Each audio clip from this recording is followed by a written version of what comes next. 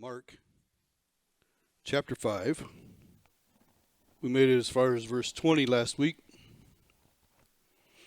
In the last couple of weeks, we've seen Jesus calm the storm on the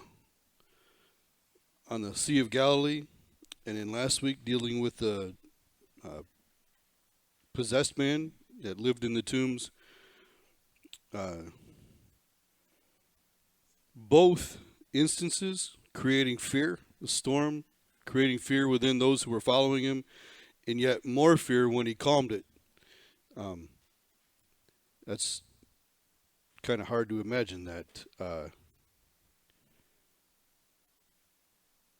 you would be so afraid that you were going to die, and they were. That's why they woke him up. Don't you care?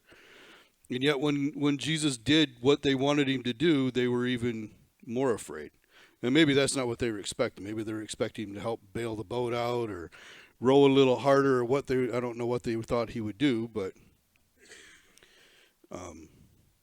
he just gets up and says, "Peace, be still." And in a similar situation, only it's a different aspect of life. So he's in control of nature, completely in control of nature, and that he can do that. The Creator, shouldn't surprise us that the Creator can control what he's created.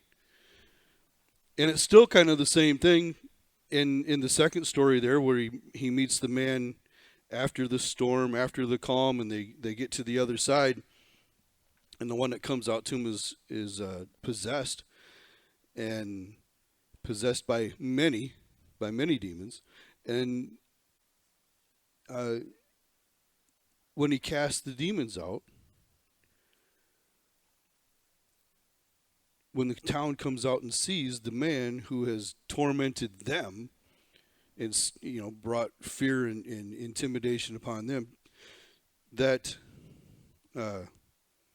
when they see this, they're more afraid now of Jesus than they were of the man, and they want Jesus to leave. The only one who wants to stay with them is the man who's been delivered, and he begs to go with him, but Jesus says, "You go home to your friends and tell them what great things the Lord has done for you and how he had compassion on you." And he departed, that is, the man departed, and began to proclaim in Decapolis, the 10 cities in that area, all that Jesus had done for him, and all marveled. So he had a reputation in all of those cities. It wasn't just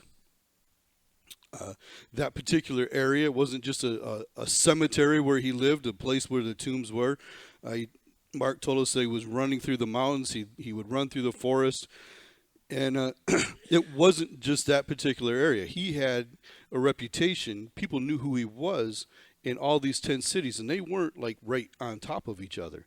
This was a whole area. And he goes into those cities, and he's able to tell them all that Jesus did for him. Now, we look at this story and we just kind of read through, and even if you read through the other gospel accounts, to us it looks like Jesus did one thing for him, just cast the demons out. But this is a restoration to life. This is giving him his life back. I believe it was in Luke that it talked about him having a family in that. And he even here, Jesus said, "Go back and tell your friends." So he had some kind of life before this happened, but we also know that this went on for a long time. This wasn't something that had just happened, and Jesus got there the day after he became possessed. This was something that happened and had been going on for quite a while. And so for us, it looks like this one thing, Jesus just cast the demons out, and then Jesus left. But this guy went and told them all that Jesus had done for him. Like, there was a lot here. He's restored me, my sanity, my family, my ability to function within a community. Everything's been given back to me. He didn't have that before. It had been gone for a long time. Look what he's done for me. Everything. And so now Jesus, at the request of the community, leaves.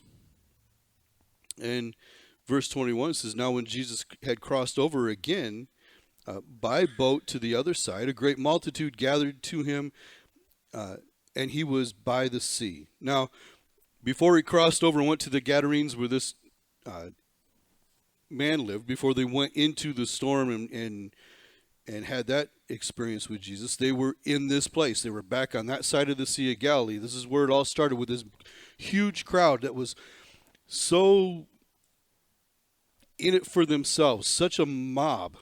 I mean, this wasn't an orderly come and see the doctor kind of thing. This was, it wasn't even a group of people standing around Jesus and one at a time they bring a sick person or they bring a possessed person or whatever, and he touches them and heals them. I think whenever we see a movie about Jesus and if they portray any part of this, that's kind of the imagery that they give, that there was some order to this. But we know from earlier, from chapter 4, that they were pushing him into the water. They were pushing and shoving. They had no concern for one another, and they had no concern for Jesus. They just wanted him to do what they wanted him to do. They didn't care about listening to him, about hearing him, to the point where he had to tell his guys, but get me a boat so I can get out away from the shore, because they're going to push me right. They'd drown me if they could. They wouldn't care. Now he's back, and the crowd is back. He says, and behold, one of the rulers of the synagogue came, Jairus by name, and when he saw him, he fell at his feet and begged him earnestly, saying, my little daughter lies at the point of death. Come and lay your hands on her, that she may be healed, and she will live. So in this mass, as it's beginning to build again, and Jesus can't even get away from the shoreline, I think there's more to this than just a synagogue ruler just kind of pushed through the crowd and got to Jesus. Because if they're pushing in on him again, who's going to know? Who's going to see him? How is he going to have a conversation like this? I think our Lord is showing that he's in control of this even more than we understand, more than we know. At this point, there's some space where this guy can get through, and he falls at Jesus' feet. He has become so desperate in his situation that a synagogue ruler, somebody who would have standing in the community, someone who would watch over that house, the synagogue, they cared for it. They were responsible for its upkeep, for its setup, whatever went on in that house, however it had to be taken care of. This guy was one of them that was responsible for that. And so he would have all of the religious leaders around him all the time. The rabbis that would come in, the Pharisees that would come in, everybody who was a religious hierarchy, a higher person, somebody who would be a teacher, would be around. And so there would be great pressure on him, even if he was beginning to believe, to stay away from Jesus, to not come to him, because none of them liked Jesus. None of the guys who were coming to church on Sunday morning liked Jesus. Well, it would be Saturday for them, but nobody who was coming to the religious service was somebody who was in favor of Jesus. Nobody who was running it. Nobody who had any authority. The Pharisees were always trying to trip him up. They were always challenging him in who he was. And this guy would have been around them at the very least, serving them. Would have been somebody who would be falling over himself to try to make sure they had every accommodation they needed. But he's desperate. He's beyond that. He's not going to a Pharisee and saying, what do I do for my daughter? He's not going to any other rabbi. And maybe he already has. Or maybe this is something that's come on suddenly, but they know she's going to die. She's on the verge of dying. He doesn't care. He doesn't care who hears. He doesn't care how big the crowd is. He's getting to Jesus. He's not intimidated by what other people think, what his friends are going to say, whether he'll be removed from taking care of the synagogue or not. He's beyond that. He's got to get to Jesus, and he falls at his feet. So his desperation has created a humility in this guy.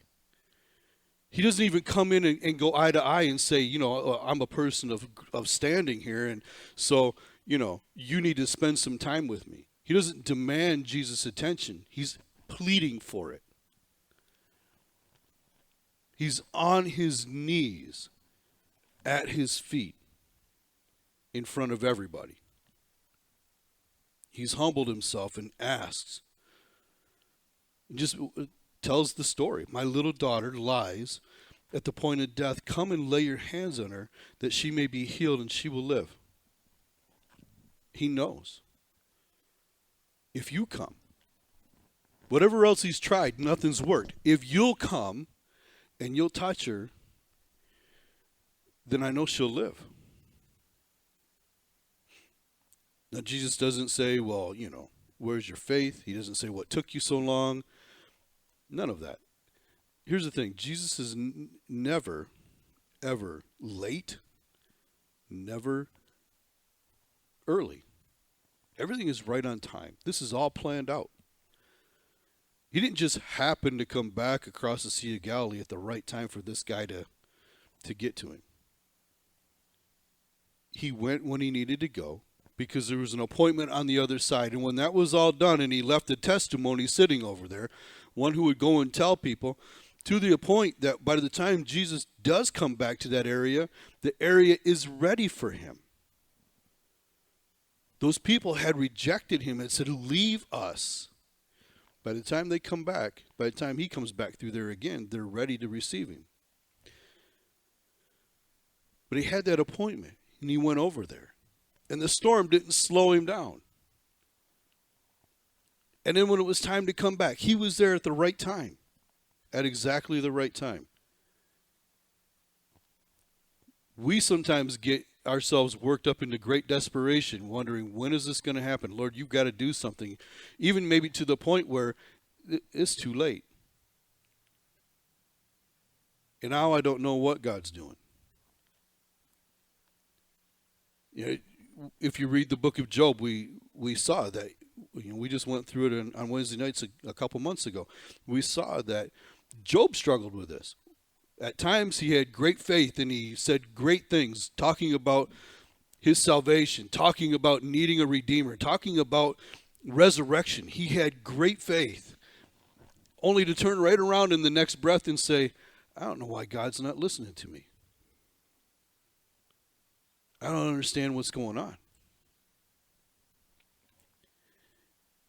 And we get worked up and we get into great desperation, but that timing, that waiting, that making us wait is to bring us to a place of being humble and not saying, you know what, I'm a Christian, so you need to listen to me.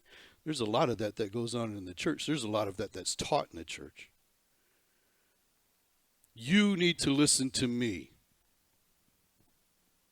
We throw a fit like we're a kid in a candy store, not getting the one we want. And that's not how we approach God. Well, the Bible says that you can go boldly before the throne of God. Yeah, but you don't understand. If you don't understand the culture of royalty, then you don't understand that means you can go still humbly. It doesn't mean you barge into the king's court and demand things from the king. In any royal culture, if that was to happen, the person would be dead before a word got out of their mouth. Probably even still today. You couldn't just barge into Buckingham Palace and demand to see the Queen. You couldn't go running in there and maybe get past the guards and into her presence. You would be dead. You couldn't do that with our president. You can't just walk into the White House, kick the door open, and demand that you're going to have his attention and he's going to address your needs. You will die. You'll be seen as a threat. So when we see in the Bible that it says we can boldly go before the throne of God, it doesn't mean we get to kick down the door of heaven and go in and tantrum and act like we deserve something. That's not what it means at all. It means we have access to him. There's no guard that's going to take our head off. But it means we can come to him anytime we want to. We still have to come humbly before him, though. This posture this man is doing is completely an act of his will. He's beyond himself. He is concerned only for his daughter. And, you know, he is not coming in. He may push the crowd aside. He may have shoved his way through the crowd. But he's not in Jesus' face. He's not grabbing at him. He's not yelling at him. He's not trying to get closer than everybody else. He gets closer than everybody else because he's willing to get on his face and get on his knees and talk to him from there. That's how he gets closer than anybody else.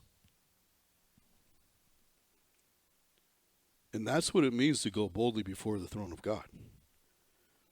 For us to go in on our knees with our heads down, bowed in reverence for him, not going in all cocky in our prayer time and you know, you said this and you said that, and so I'm claiming this, and you're going to tell God what to do, and it's not how it works. He already knows what you need. He already knows.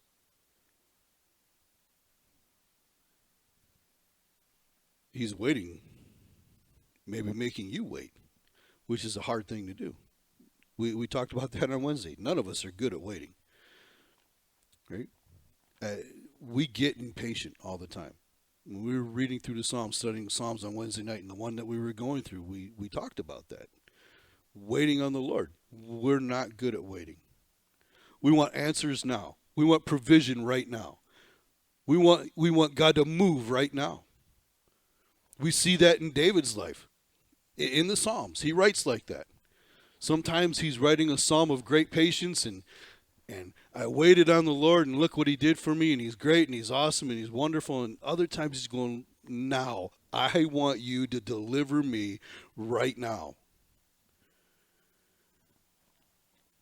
But God took David through some things that created a strength of patience in him. Some of it by David's own doing, but some of it was by God's doing. To anoint him as king, and then he's on the run for like 13 years, living in caves. His mighty men are everybody in the kingdom who's in debt and can't pay it, and they're disgruntled and they're bitter with where they're at and who they live with and who they live under, and they've all got a grudge. And they're the ones that are coming to David. And David's having to learn his lessons as a young man quickly. To have give his whole heart to a king, and to be willing to serve the king and give his life to this king that God has set up, only to have the guy chuck spears at him when he gets mad about something else. To know that, and to have confirmed by Jonathan that the intent of the king was to kill David. And he's done nothing to this king. He came in to be a warrior. Oh, actually, he came in just to bring his brother some lunch at a war, and then said, why are you guys letting this guy mouth off like that? And even Saul's like, you can't do this. You're young. You're little. You're not a man of war. And then he says, here, try on my armor. And David can't move in his armor because Saul, we know, was a head taller than everybody else in the land. He was the closest thing to a giant that Israel had, and he is not going out to face a mouthy giant. And David says graciously, well, I've not tried this armor, so it's not been tested. I haven't tested it yet, so I'm not going to wear it. And as a kid, you think, man, David just picked up 5 rocks as he's going out, and that's what he's going to throw at the giant with a sling. But when you read farther into David's life story, you find out Goliath had 4 brothers. He was ready to take them all.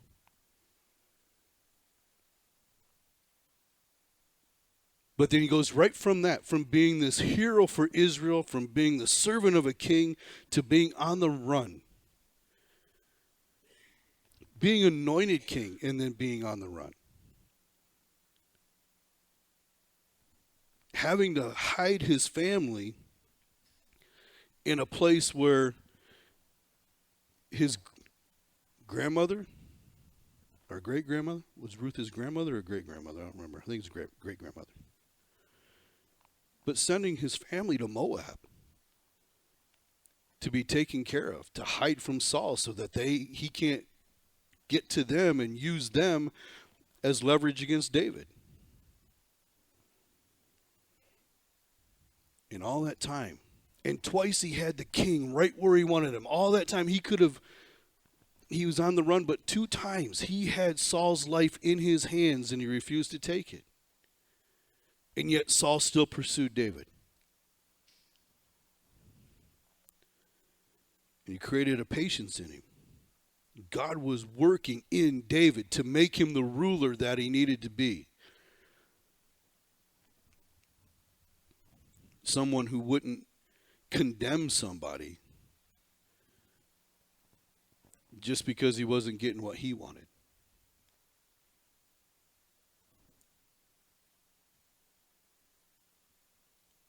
So God has made this man wait. Jesus has orchestrated all of this. He knows the time the guy is going to be there. He stands and positions himself so the man can get through the crowd to him.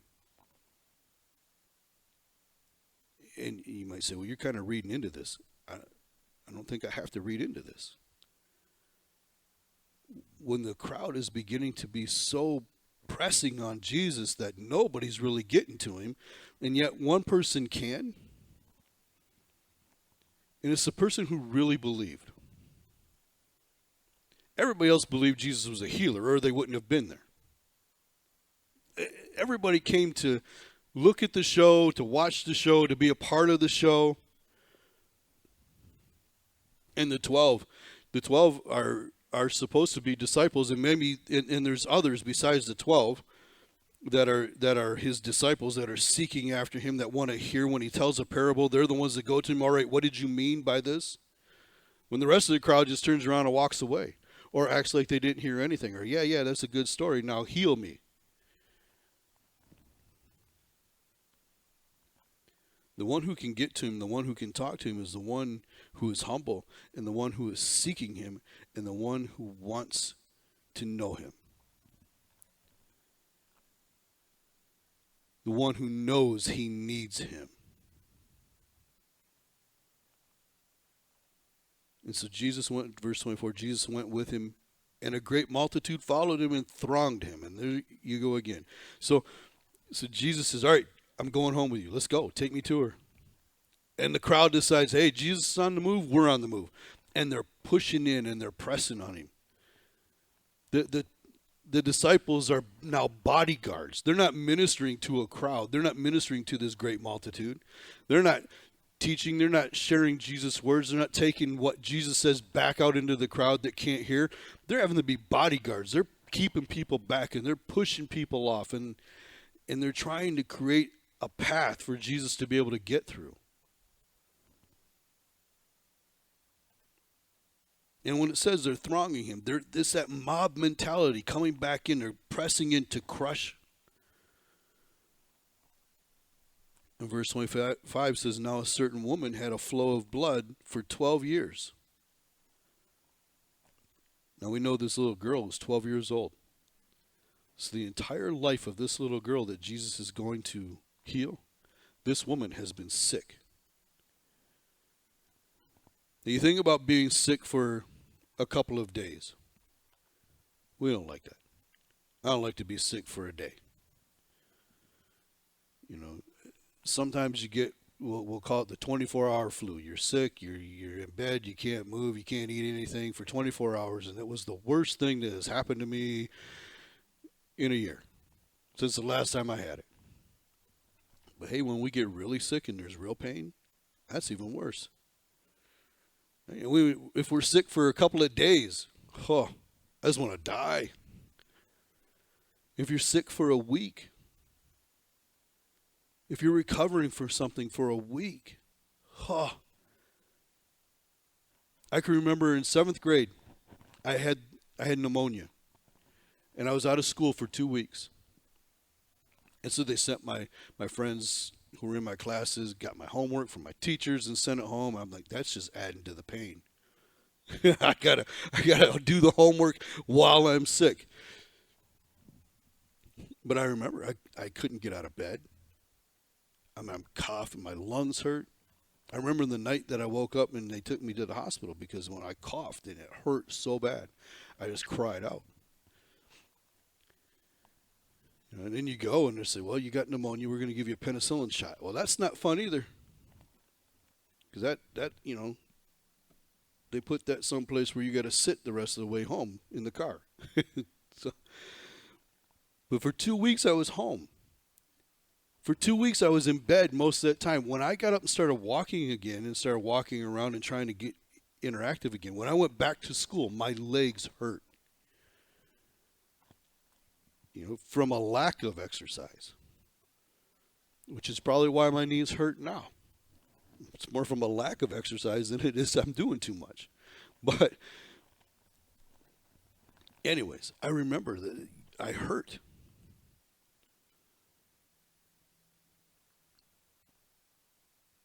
Can you imagine being sick for 12 years? And it's an issue of blood. And Matthew is the one who uses the word to let us know that it's a menstruation problem. For 12 years. How weak is she? How much, how messed up is her blood count and her hemoglobin and whatever else you can think that could go along with this? Her emotional state from being sick that long. And if you've been sick, just not going to the doctor, but you've had the flu for 3 days, and you're in bed most of that time, your emotional state at the worst point of that is not good. You're like, I just want to die. Oh, it's the worst thing I've ever had. Her emotional state can't be good. Not only that, she is considered by law, in Leviticus chapter 15, she is considered unclean. Everything she touches, every bed she lays on, every chair she sits in, it's all considered unclean. And if you touch any of her stuff, you now are unclean. Now, it's a quick restoration for you. If you decide you're going to wash your chair for her or change your bed for her, you go, you wash your clothes, you wash yourself, and you are unclean until evening. So it's not a continuous thing for the person who's trying to help, but it is for her. And if you go through and you read that part of the law, verses 19 through 30 in Leviticus, you find out that even after the normal cycle is done, she's got 8 more days that she can't go to the temple. Now, 12 years, she hasn't been to the temple. She hasn't been to a synagogue. We can only guess how old she actually is. What if she was 12 when this started? And she's only 24. She's never had a husband. She doesn't know anybody. If she was 24 when it started. So now she's in her 30s. If she was married, she's likely not having a husband anymore. He's likely been able to divorce her because of this. To be unclean for 12 years. It would be assumed that she had done something that brought this curse on her by God. They don't look at her and say, oh, poor lady, man, you've been sick for 12 years. What can we do for you? How do we? No, they're like, you know what? You've been sick this long. You did something wrong. God's brought this curse on you. He's the one who's made you unclean because you've done something wrong, probably accusing her of being immoral. We don't see any of that in here. We don't see that was the case, that she was an immoral person before this and that had brought it on. We just know she's been sick for 12 years. But this was a culture, and by the law of Moses, she would have been rejected by everybody.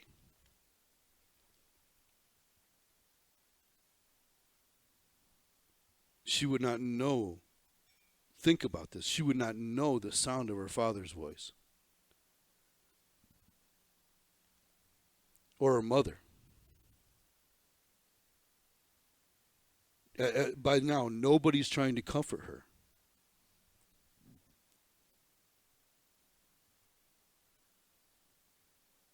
In verse 26 it says, and had suffered many things from physicians. So, the medicine of the day for this was not good. Most of it was just ridiculous. I've heard it. I haven't looked it up, so I'm not going to, and I didn't write anything down. It's ridiculous what they did to people like this. Mix this with that and then drink it and boil onions and wine and whatever else and make this poultice and make that poultice and you can look it up. You can evidently you can Google it. I didn't have time to Google it and check everything, but it was insane what they were doing to her. And when it says she suffered many things from many physicians, you know, a lot of the medicine from back then was good, and it lasted until like the 18th century, and when modern medicine began to really kick in. But some of it was just dumb. It was just ridiculous. And she literally, when it says she suffered, I believe she suffered at the hands of these people.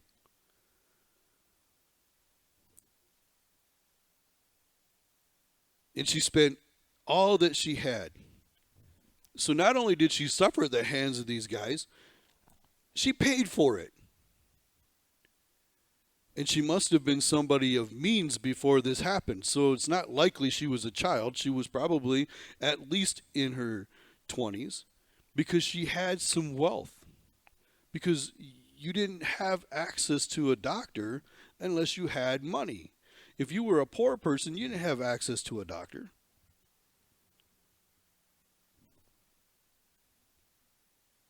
And she spent everything she had. And was no better, but rather grew worse. So whatever they were doing was just adding to the problem. She's exhausted all the ways of men. She now too is also desperate to get to this man. So when she heard about Jesus, and who would tell her? I don't think she heard like direct conversations to her. I think wherever she was at, she heard passing conversation. You know, people walking by her. People who wouldn't give her any attention. Or maybe it was others who had diseases or had leprosy or something like that that caused them to be social outcasts too, where they would have to walk through the streets and would be considered unclean, maybe even have to yell out like a leper, unclean, unclean, as they came through so that nobody accidentally touched them. Maybe it's somebody like that that came and told her. Went to wherever the unclean people were. But she heard about him. So when she heard about him, she came behind him in the crowd and touched his garment. Now, I already told you this crowd is pressing in, crushing in. In fact, we're going to see.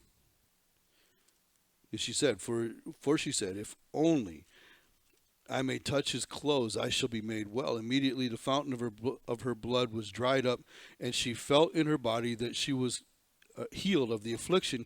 And Jesus, immediately knowing in himself that power had gone out from him, turned around in the crowd and said, who touched me? But his disciples said to him, you see the multitude thronging you, and you say, who touched me? Yeah. And again, that word thronged literally means crushing. They're trying to crush you, and you're saying, who touched you? You want to know who touched you? I think it's in Luke we see that it was Peter started it. Peter was the first one to speak up in Peter fashion. What are you talking about? Who touched you? You can't get away from these people.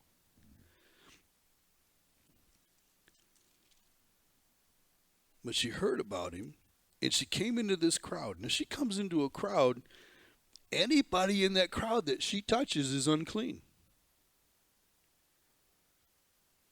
But she knows she needs to get to Jesus.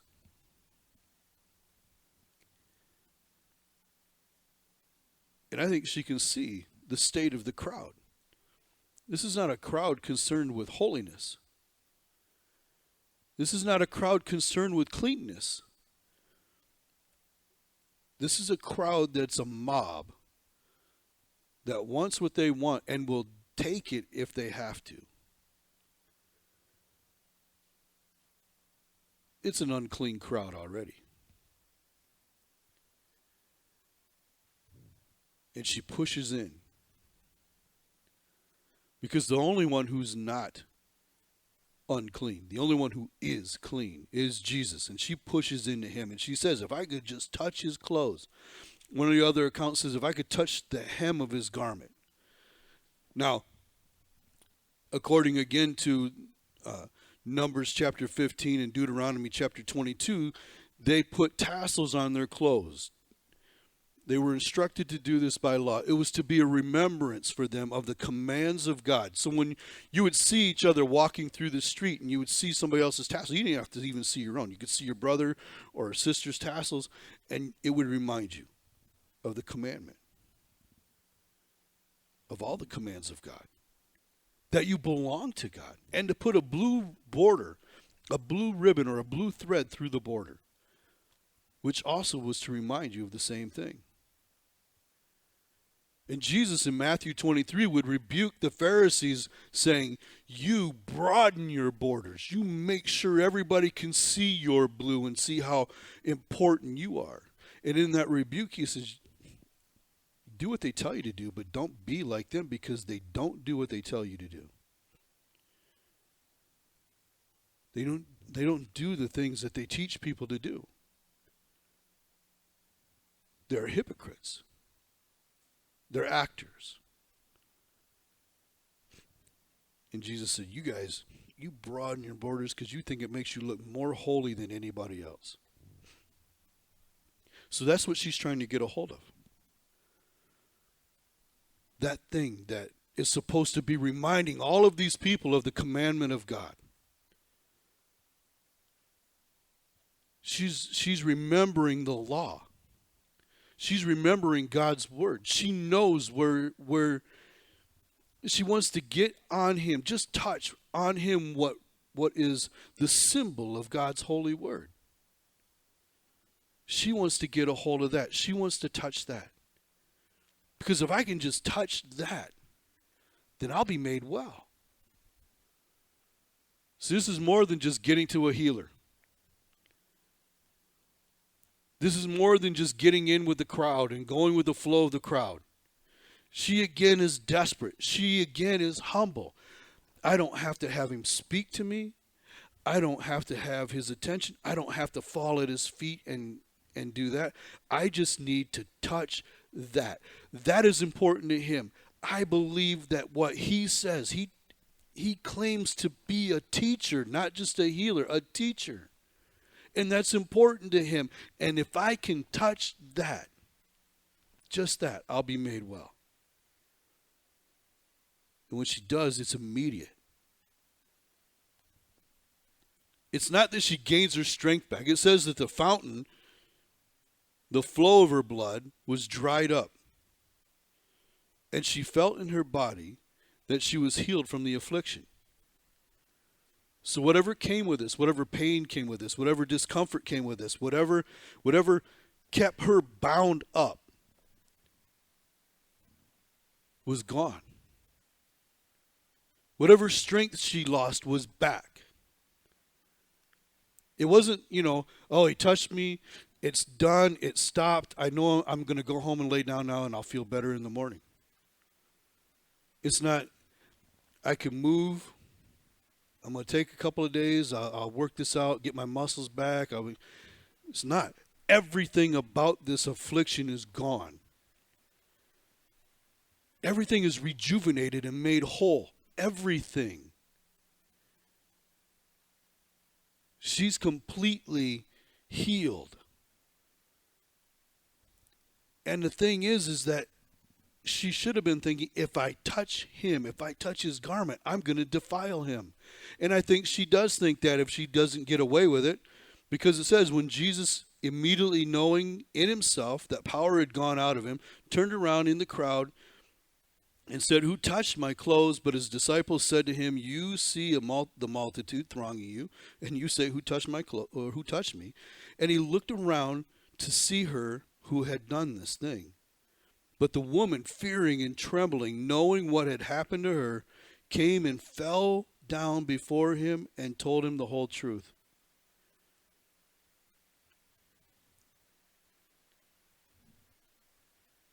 She's not afraid, I don't think, of who he is, but that being sick like that, being unclean, if she touched anybody, they were unclean. If she touched his clothes, they would be defiled.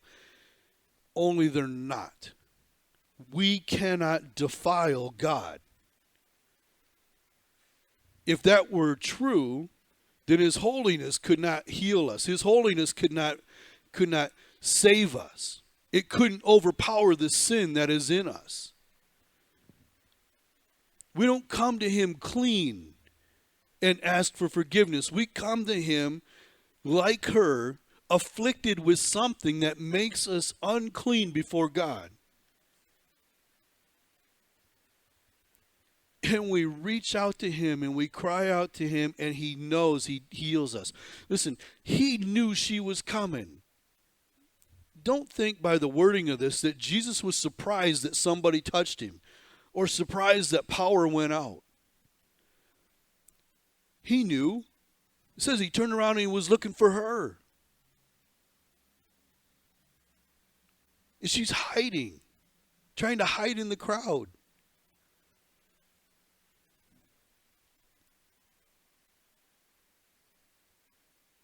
And the thing is nobody knows, nobody sees what happens to her. Nobody sees the change in her because they're all just pushing in and crushing it. And here's the other thing. They are touching him. The rest of the crowd is touching him, and it doesn't say they're being healed. It doesn't say they're being delivered. They're just pushing in and crushing. She's the only one in that crowd that came with faith, knowing that if I just touch the hem, if I will come in and just do that, I'm not even worthy to do that, but man, if I can touch that, I'll be made whole. I'll be made well. And it happened. And I don't think she expected him to know, and I don't think she expected him to turn around.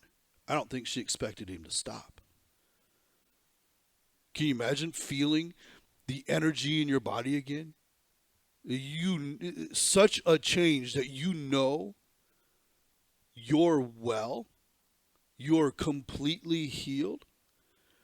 Standing there as the crowd keeps pushing past you to get to him, and you're like, wow, this is more than I wanted. This is more than I expected. And now he says, "Who touched me?" And you're going, now he thinks he's unclean. I've defiled him. But it says, fearing and trembling, knowing what happened to her, she came and fell down before him and told him the whole truth.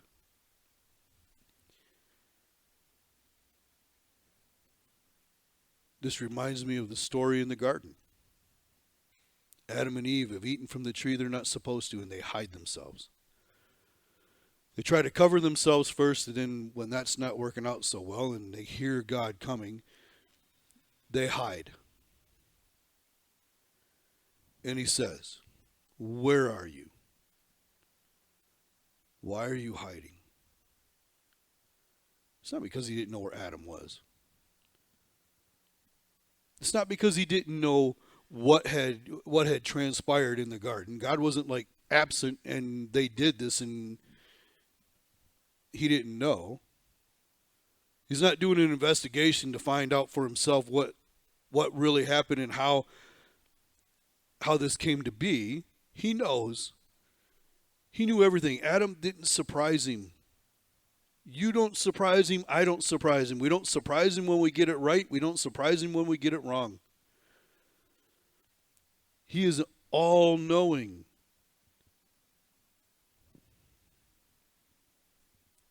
He knew she was coming. He knew this was going to happen on the way to Jairus' house. He knew. The power going out from him wasn't a surprise to him.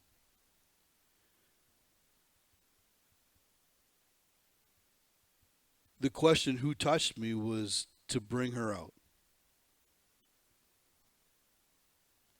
And in front of everybody, she falls down and tells the truth. Now everybody knows who she is. Now everybody sees who it is. Now everybody's in the moment with Jesus and probably backing up because she's unclean.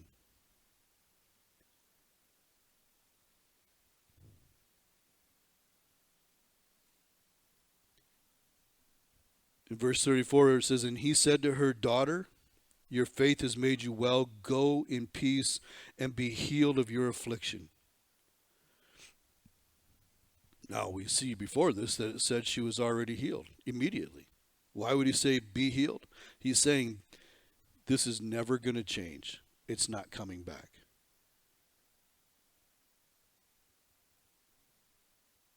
And when he says daughter, it's the same phrase that Jairus used of his daughter. Little one, my little one, your faith has made you well. And when he says go in peace, it literally means go into peace. There was no peace in her life before this, before that moment. There was no peace in that mob. But she pushed through it, and she got to him. And he said, he can say to her, now, you're mine. Now go into peace. Go be peaceful. Go walk in peace. Your faith is right. Your faith in me is right. It's true. You are right to believe in me. Walk in that. Walk in that peace of knowing.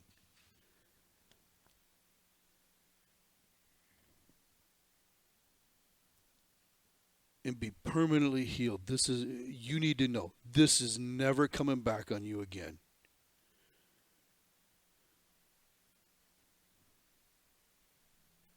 While he was still speaking, verse 35, while he was still speaking, some came from the ruler of the synagogue's house who said, your daughter is dead. Why trouble the teacher any further?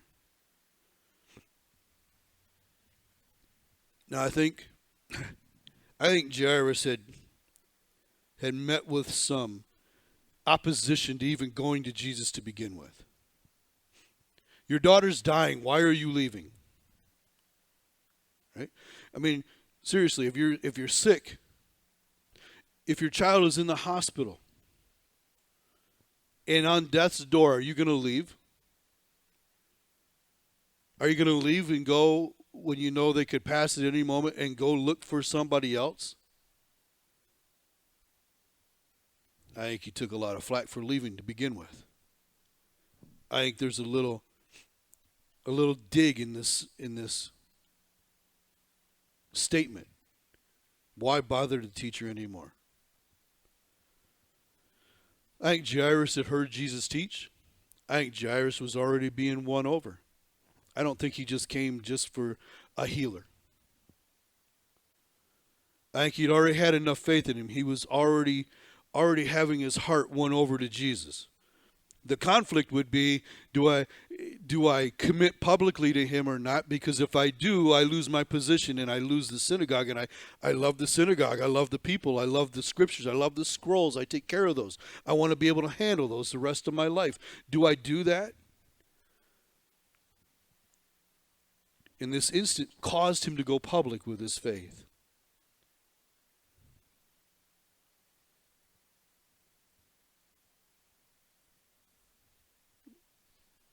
Don't trouble him anymore.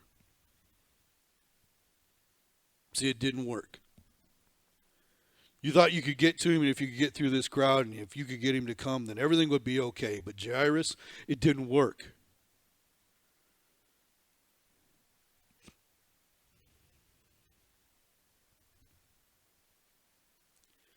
As soon as Jesus heard the word that was spoken, he said to the ruler of the synagogue, "Do not be afraid, only believe." Now that's kind of an unrealistic expectation, isn't it? Don't be afraid. But I don't think he just said, "Hey, Jairus, let's go. Come on. Don't be afraid." I think he took him. I think he turned right at him and just eye to eye. They didn't see anybody else. Jairus didn't see anybody else. I think he quit hearing anybody else. I think Jesus made sure of it. You look me in the eye. Don't you be afraid. Don't be afraid. Just believe. Just because the circumstance doesn't look like what you wanted it to be, don't be afraid. Just believe.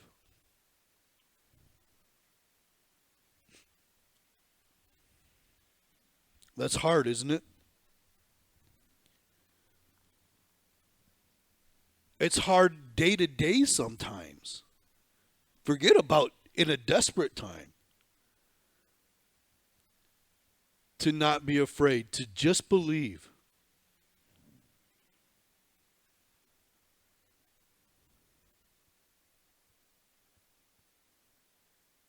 Verse 37, and he permitted no one to follow him except Peter, James, and John, the brother of James. So now he's in control of this mob. None of you can come with me beyond this point. He's already told the woman to go. Nobody else can come with me but you three. Not even the rest of the 12 can come. Not any of the rest of the disciples can come. Only you three. I'm taking 3 witnesses. The things you had to have 2 witnesses for something to be considered true. And Jesus takes 1 extra. Just so you know. I'm not going to just go by the law here and say I'm going to take 2. I'm taking 3 witnesses with me. These 3 were his top witnesses all the time. It's not just that he was closer to these guys than anybody else. It's not just that they would be the leaders at the day of Pentecost. I mean, I think those played into it. This was part of it. All this witnessing got to be part of that. It was for that benefit, but it wasn't just that. He took 3 witnesses with him, and they got to go and be the witnesses and be the ones to testify of him. Only you 3 can come.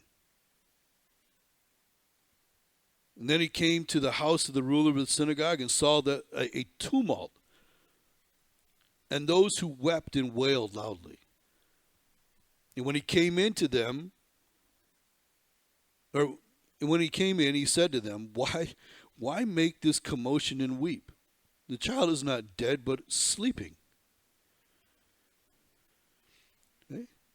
So he leaves one crowd behind, knowing there's going to be another crowd when I get there. I'm not going to have these 2 come together because goodness knows if this one who's already on the border of being out of control could get mixed up with the ones who are going to be out of control, because they would, probably not everybody here is a family member. They would hire wailers when somebody died. They would hire people to mourn, professional mourners that would come in and make a bigger noise and make sure everybody in the community knew this house was broken. This house was mourning. Everybody knew it.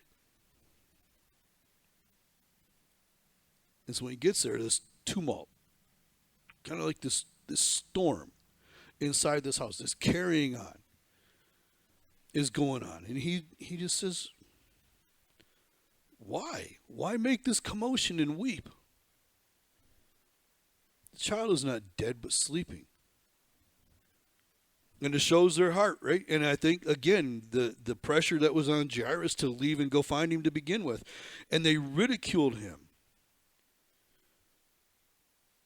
But when he had put them all outside, Jesus is in complete control the entire time. He is in control of that mob. He's in control of this commotion at the house. He's put them all outside. And I don't think he had to grab them and throw them out. I think he just had to say leave. And they don't have any choice. And if he can say to 600 plus men in a garden at night who are coming to arrest him, who are you looking for? And they say, Jesus of Nazareth. And he says, I am. And they all fall over. They can't touch him until he lets them get back up. And he goes through the motions again. Who do you say that I am? Or who do you say that I am? That's the wrong question, wrong group of people. Who are you looking for? And they say, Jesus of Nazareth. He said, I already told you I'm him. And then they can bind him up. He lets them bind him up. He lets them chain him and rope, tie him up and lead him away and begin to torture him. But only because he let them. He lets these crowds crush in and press in on him to reveal the heart of people who are looking in that fashion. He's revealing the heart of this mob, the heart of the world. God is only good if I get what I want. And I'm going to demand that God, like you can rule over God, I'm going to demand that God is going to give me what I want.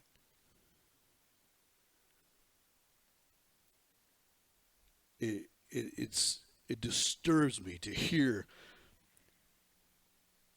so-called Bible teachers talk about releasing the Spirit to do things, as though you get to control the Holy Spirit and what he does and what he doesn't do. They will answer for that. They will find out one day they are not in control of him. They don't release him to do anything. You're not coming humbly before God. You're not coming boldly before God because you think you can tell him what to do. And they'll go to the verses that say, I think it was in Capernaum or wherever, that he couldn't do very many things there. He didn't do many miracles there because of their unbelief. So you have to have the faith to release God to do. I'm telling you right now, he didn't do many things there because nobody brought anybody to him because they didn't believe. It's not like there's a massive crowd there and he's touching people and praying for people and casting out demons, but nothing's leaving and nothing's being healed because they didn't believe. If they don't believe, they're not bringing anybody to him. It says he didn't do many, which means a few people believed and a few people brought a few people. But that was it. It didn't mean that their lack of faith or somebody's lack of faith didn't release Jesus to do what he wanted to do. He was there ready, willing, and able. More than. They didn't come to him. They didn't bring people to him.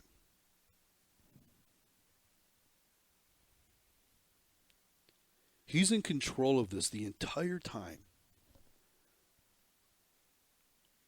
You make this commotion. You're weeping like this. And they ridicule him. It says, but when he put them all outside, he took the father and the mother of the child and those who were with him, so Peter and James and John, and entered where the child was lying. And then he took the child by the hand and said to her, Talitha kumai, which is translated, little girl, I say to you, arise. Immediately the girl arose and walked, for she was 12 years of age. And they were overcome with great amazement. But he commanded them strictly that no one should know it, and said that something should be given her to eat. So she's been sick for a while. Maybe a couple of days, maybe a couple of weeks. She needs food. Yeah. She can get up and walk. She had, who knows how long she's been in bed, not been able to walk. But it's more than just taking in food for nourishment. This is taking in food so you know she's alive. This is no ghost. This is no spiritual thing. This is no apparition. Ghosts don't eat food. Jesus himself, after his resurrection, would come back and he would eat.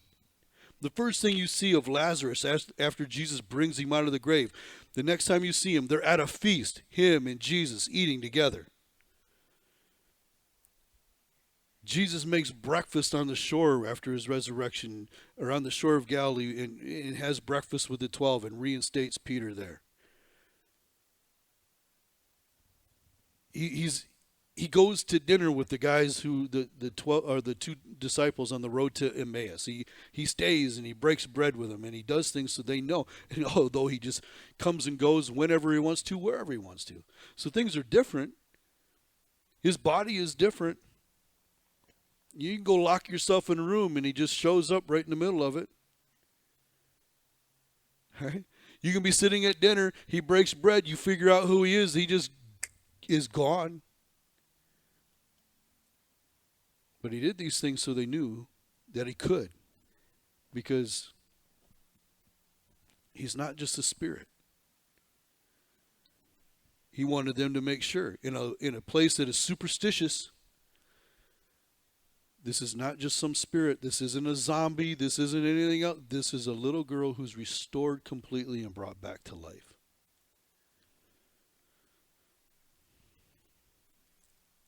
Well, he says, she's just sleeping. So maybe she was just sleeping. Maybe she wasn't really dead. No, I'm telling you right now. The Bible refers to us dying as sleeping. For our God that we serve, for Jesus, death is nothing more than sleep. It's not any harder for him to say, wake up, than it is for him to say, get up. We have a harder time getting up in the morning. I have a harder time waking my kids up in the morning than God has to bring somebody back to life.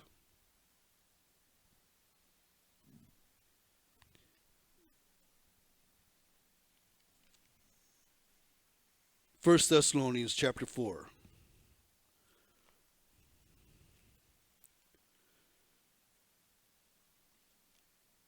Through the Apostle Paul, God gives us direction of how we are to think of dying and death. This church had been taught some wrong things. They had been told that those who were dead had missed the coming of the Lord, or I don't know, some such confusion. And so they were all worried. Are the ones who have gone, are they going to miss him coming back? Are they going to miss going to heaven? Or have they gone and we're going to miss it? I'm not sure all the confusion of it. But Paul says to him in 1 Thessalonians chapter 4, starting with verse 13, but I do not want you to be ignorant, brethren, concerning those who have fallen asleep, lest you sorrow as others who have no hope. You see, those people in that room, in that house, or around the house of Jairus, had no hope. They were there to give hope.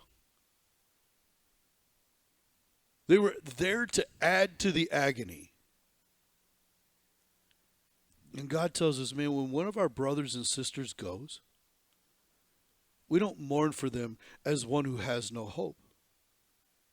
Like we'll never see him again. It doesn't say we don't mourn for him. The assumption in that statement is there's going to be mourning. There's going to be heartbreak. But there's a joy still that fills that mourning, because we know, one, they're gone to be with the Lord, and two, we're going to follow. And we're going to see him again. And beyond that, as much as we might want to see them again, when we get there, they're not going to be our main concern. Jesus is going to be our main concern, just like he is for them.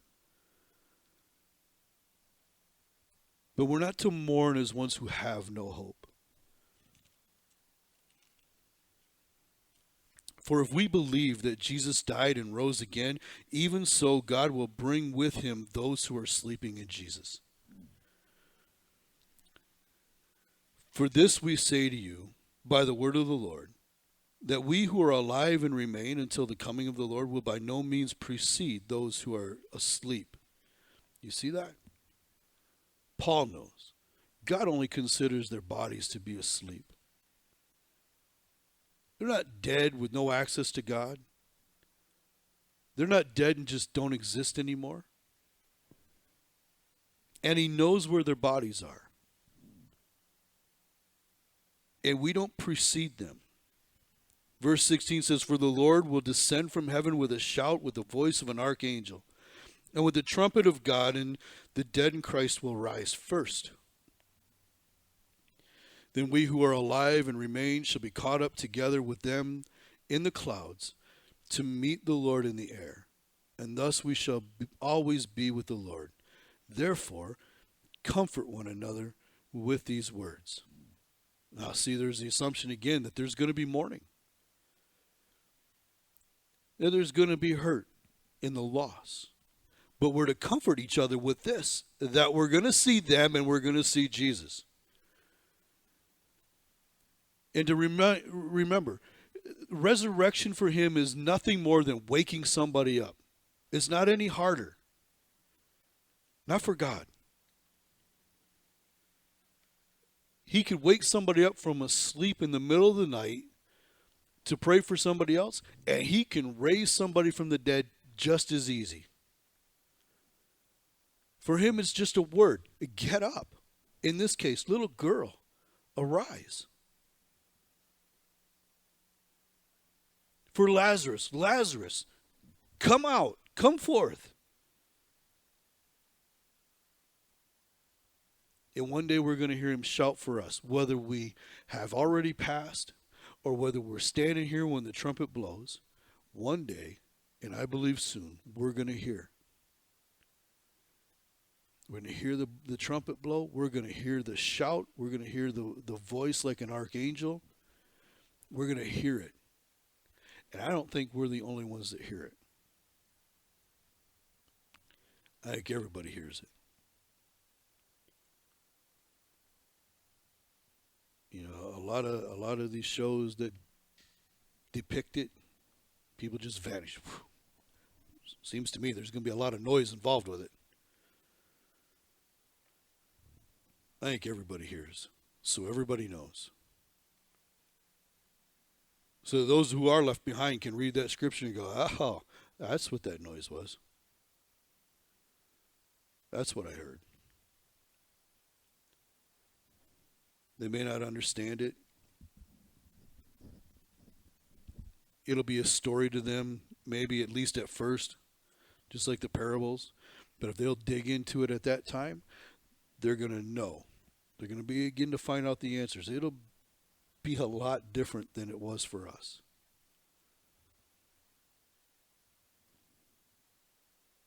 But they're going to know.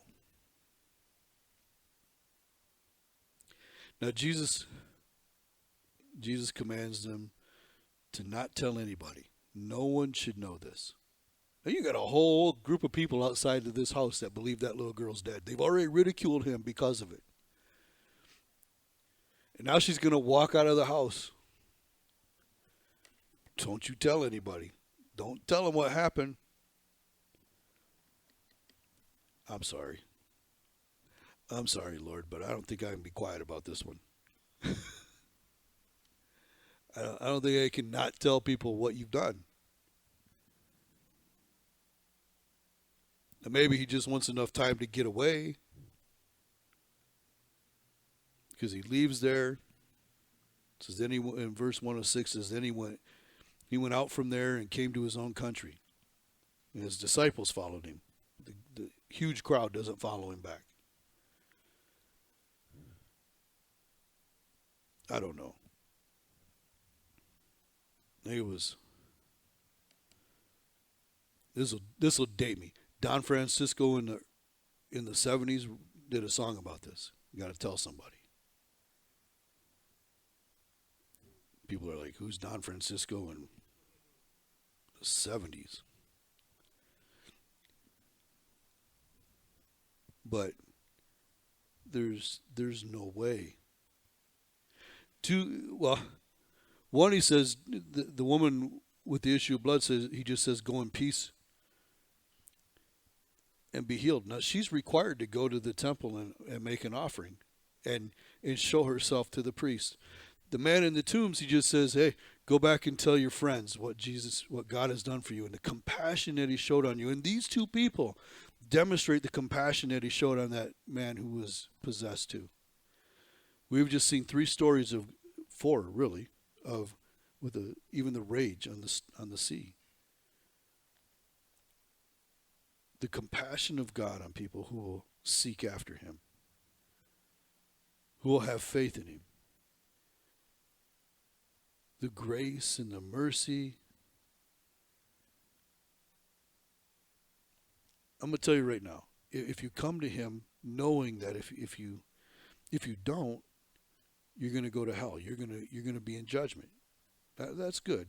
But I'm going to tell you right now, if you come to him, if you never have before but you do now, you're going to forget about that and you're going to think about the compassion that he had on you.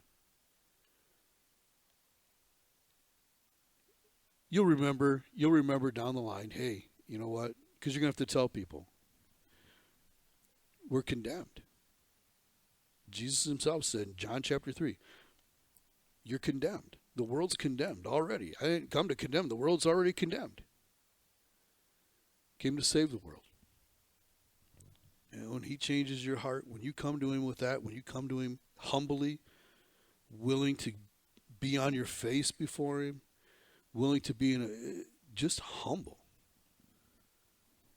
and yet determined to get to him, determined to know him, when you're willing to let him change you, not just heal you from a sickness, not just raise you from the dead, but let him change your heart. And listen, you let him change your heart, these 2 things happen to you. I'm not saying you're going to walk around pain-free the rest of this life, but someday you're going to get a new body that'll never know pain again.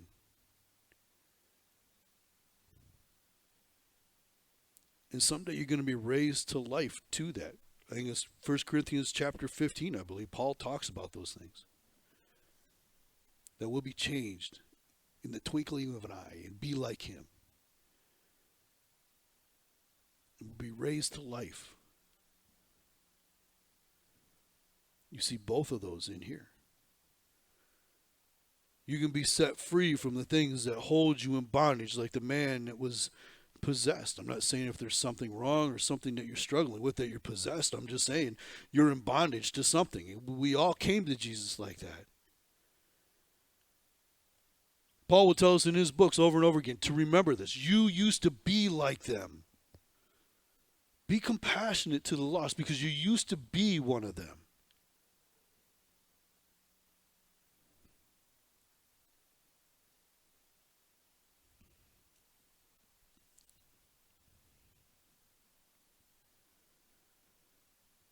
There, in these stories, there's been fear. There's been a pull to move away from faith in Jairus.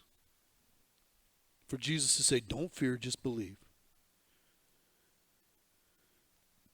For people to wait to the last moment. To become so desperate that they know there's no other way.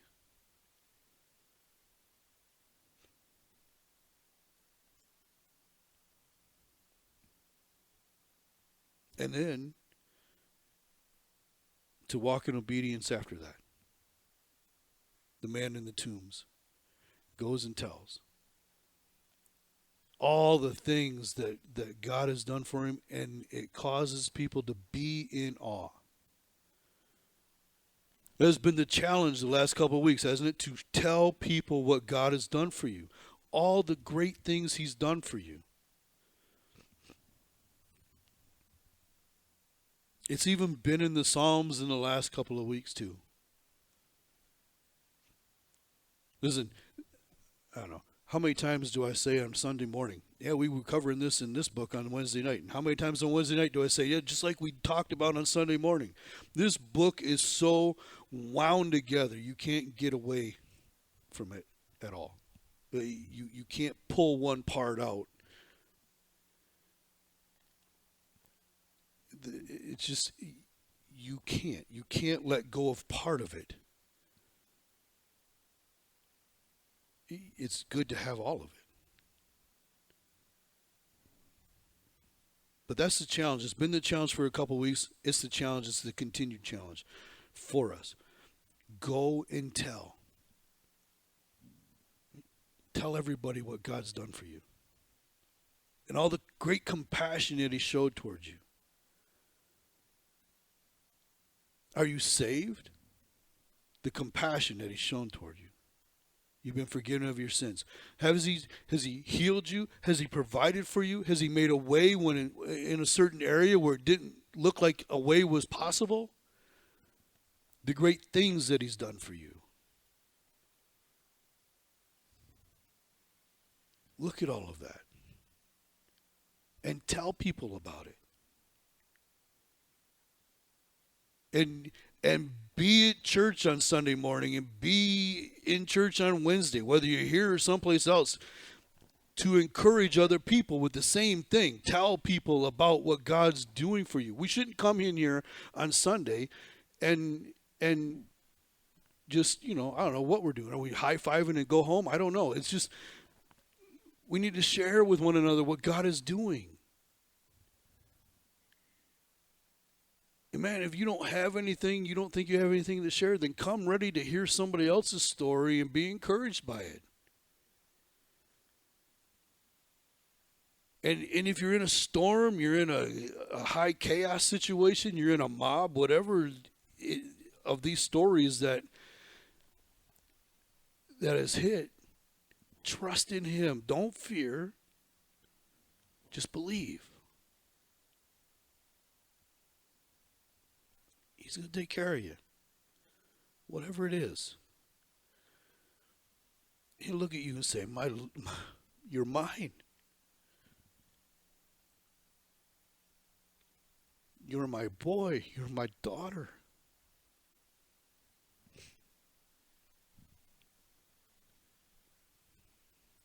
Remember who you put your faith in.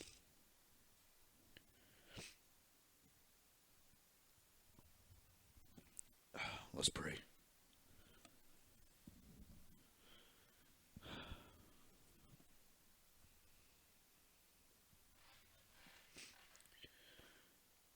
Father,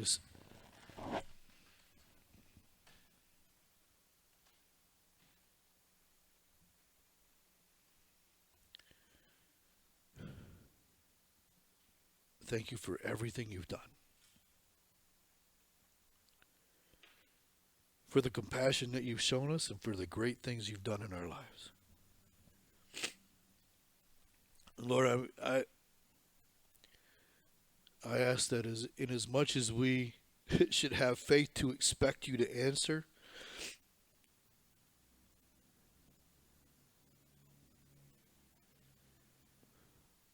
Lord, we would stay humble.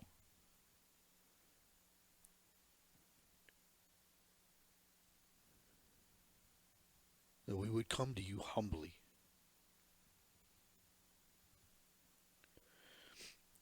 Without fear of being rejected, but still in awe of who you are.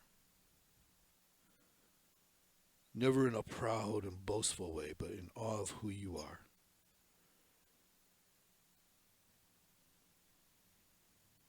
And may we always still have the amazement of your power and your willingness to touch our lives when you do things for us. We just be in awe of it.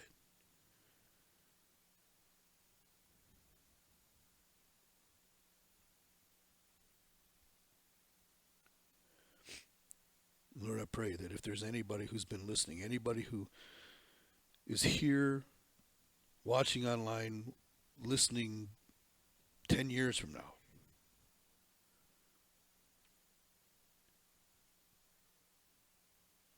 Lord, if they're looking for you, if they're seeking after you, I pray, Lord, that they find you today. That today is their day, that you've spoken to their heart. That you've drawn them in close to you. Lord, I pray that they would respond today and not wait anymore.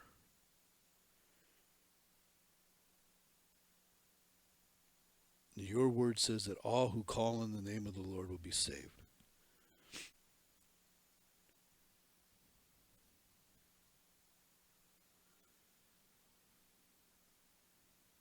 So if we would confess that you are Lord, that Jesus is Lord with our mouth, and that we would believe in our heart that God raised you from the dead, we would be saved.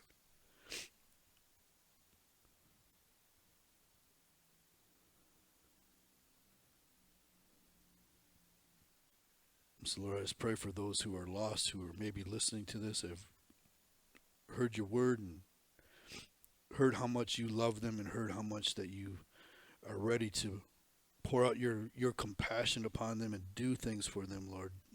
Great things in their lives, to set them free, to heal them, to give them new life. Lord, I pray that they would embrace that. In Jesus' name, amen.